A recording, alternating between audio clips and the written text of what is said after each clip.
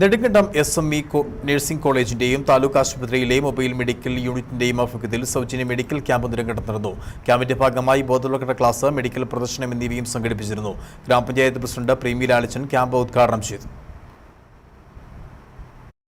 Nedumkandam SME nursing കോളേജിന്റെയും taluk ആശുപത്രിയിലെ mobile medical യൂണിറ്റിന്റെയും സംയുക്താഭിമുഖ്യത്തിൽ സ്പന്ദനം 2025 എന്ന പേരിലാണ് നെടുങ്കണ്ടത്ത് സൗജന്യ മെഡിക്കൽ ക്യാമ്പ് നടത്തിയത്.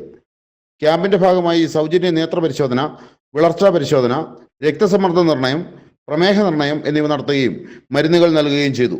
തുടർന്ന് നഴ്സിംഗ് വിദ്യാർത്ഥികളുടെ നേതൃത്വത്തിൽ രോഗപ്രതിരോധ ബോധവൽക്കരണ ക്ലാസും മെഡിക്കൽ പ്രദർശനവും നടന്നു. നെടുങ്കണ്ടം പഞ്ചായത്ത് കമ്മ്യൂണിറ്റി ഹാളിൽ നടന്ന ക്യാമ്പ് ഗ്രാമപഞ്ചായത്ത് പ്രസിഡന്റ് പ്രേമി ലാലിച്ചൻ ഉദ്ഘാടനം ചെയ്തു.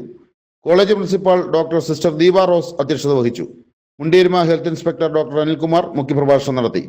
മൊബൈൽ മെഡിക്കൽ യൂണിറ്റ് അംഗം ഡോക്ടർ വിപിൻ, കോളേജിലെ അസോസിയേറ്റ് പ്രൊഫസർ ഷെയ്ബി അഗസ്റ്റിൻ, വിദ്യാർത്ഥി പ്രതിനിധികൾ തുടങ്ങിയവർ പ്രസംഗിച്ചു. നിരവധി ആളുകൾ ബോധവൽക്കരണ ക്ലാസ്സിലും മെഡിക്കൽ പരിശോധനയിലും പങ്കെടുത്തു. News bureau, Nedumkandam.